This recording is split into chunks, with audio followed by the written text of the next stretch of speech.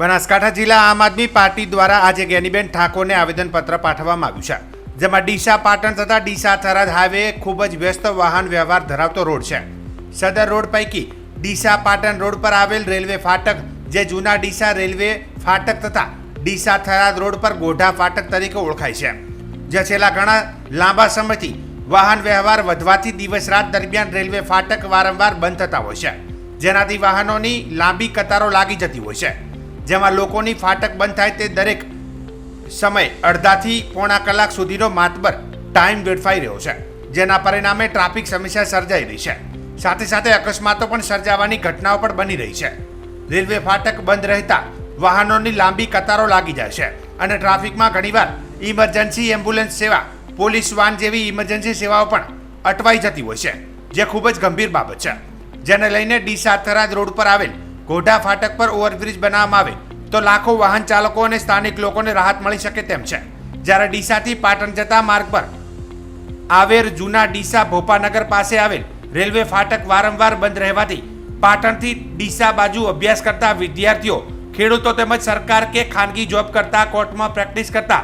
વકીલોને વારંવાર આ સમસ્યાનો સામનો કરવો પડી રહ્યો છે, જેમાં લોકોનો સમય, નાણાં તથા કુથુડ વેડફાઈ જાય છે, જેનાથી એર અને નોઇઝ પોલ્યુશન થતું હોય છે, જેની દુર્ગંધ ગંભીર અસરો વાતાવરણ અને લોકોમાં સ્વાસ્થ્ય પર પડી રહી છે। ત્યારે લોકોના વિશાળ હિતમાં સત્વરે અમારી લેખિત રજૂઆતને ધ્યાને લઈ ડીસા પાટણ હાઈવે પર આવેલ જૂના ડીસા રેલવે ફાટક પર, ડીસા થરાદ રોડ પર આવેલ ગોઢા ફાટક પર ઓવરબ્રિજ બનાવી ટ્રાફિકની સમસ્યાનો ઉકેલ લાવવા આવે તેવી આમ આદમી પાર્ટીના પ્રદેશ નેતા ડોક્ટર રમેશભાઈ પટેલ, ડીસા શહેર પ્રમુખ સુભાષભાઈ ઠક્કર, સદસ્ય વિજયભાઈ દવે, લીગલ સેલ મુસ્તિક મેમન, મહામંત્રી રવિ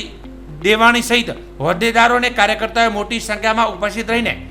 બનાસકાંઠા સાંસદ જ્ઞાનીબેન ઠાકોરને આવેદનપત્ર આપી નમ્રતાથી રજૂઆત કરી હતી। કે આપ સૌ જાણો જ છો, ડીસા પાટણ હાઈવે ઉપર જૂના ડીસા રેલવે ફાટક અને ડીસા થરાદ હાઈવે ઉપર ગોઢા રેલવે ફાટક, આ બંને રેલવે ફાટક સતત વ્યસ્ત હોય છે અને દિવસ અને રાત્રિ દરમિયાન વારંવાર બંધ થઈ જાય છે। એ બંધ રહેતા હોવાના કારણે ત્યાં ટ્રાફિકનો ઇસ્યુ થાય છે, જેમાં એસટી બસ હોય, પોલીસ વેન હોય, 108 હોય, વિદ્યાર્થીઓ, ખેડૂતો, અન્ય મુસાફરો તમામ લોકો વારંવાર અટવાય છે। આ બાબતમાં વધુમાં જોઈએ તો એને લઈને લોકો ઉતાવળમાં ક્યારેક અકસ્માતનો ભોગ પણ બનતા હોય છે। આ બાબતને લઈને અમે લગભગ છેલ્લા 4-5 વર્ષથી ફાઇટ આપી રહ્યા છીએ કે સત્વરે ત્યાં રેલવે ઓવરબ્રિજનું કામ થાય, પણ સરકાર કેમ ખબર નથી, કેમ આ ધ્યાને લેતી નથી। ગુજરાત સરકારે તો ફાટક મુક્ત કે ફાટક રહિત ગુજરાતની પણ ઘોષણા કરી છે।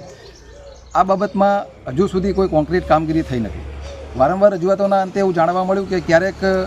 પ્રાથમિક મંજૂરી, ક્યારેક તાંત્રિક મંજૂરી, ક્યારેક વહીવટી મંજૂરી, બસ આની વચ્ચે આ આખા પ્રોજેક્ટ અટવાયા કરતા હોય છે અને લોકોની ત્વરિત માંગ છે કે રેલવે ઓવરબ્રિજ બને।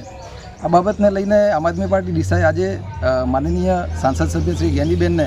આવેદનપત્ર આપીને રજૂઆત કરી છે કે આ પ્રશ્નોને સત્વરે ઉકેલાય એ માટે કરીને પાર્લામેન્ટમાં એની રજૂઆત થાય, કેન્દ્ર સરકાર, રાજ્ય સરકારનું સંકલન થાય અને સત્વરે રેલવે ઓવરબ્રિજ બને, જેથી વારંવાર દિવસ દરમિયાન, રાત્રિ દરમિયાન જે લોકોને ટ્રાફિકનો ભોગ બનવું પડે છે ના બનવું। અને આપણે જોઈએ જ છીએ વારંવાર કે ભાજપની અંદર જે કોઈ મંત્રીઓ, સંત્રીઓ જે કોઈ વાતો કરે છે એનું વાસ્તવમાં જોવા જઈએ તો કોન્ક્રીટ કામગીરી ક્યારે જોવા મળતી નથી। મેં પહેલાં જ કહ્યું એ રીતે ક્યાંક પ્રાથમિક મંજૂરી મળી ગઈ છે, પછી તાંત્રિક મંજૂરી, ક્યાંક વહીવટી મંજૂરી, મને એમ લાગે છે કે થોડા સમયમાં રાસાયણિક મંજૂરી પણ લેવી પડશે। અને મહત્ત્વની વાત છે કે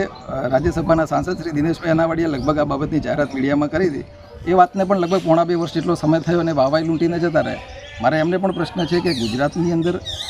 બનાસકાંઠાની અંદર, ડીસાની અંદર આટલા મોટા પ્રશ્નો હોય તો એ ઉકેલાવા જોઈએ, આપણી હાજરી દરમિયાન ઉકેલાઈ જવો જોઈએ। તો અત્યારે સરકાર પણ ભારતીય જનતા પાર્ટીની છે, તો આ પ્રશ્નો કેમ નથી ઉકેલાતા, એક પ્રશ્ન છે।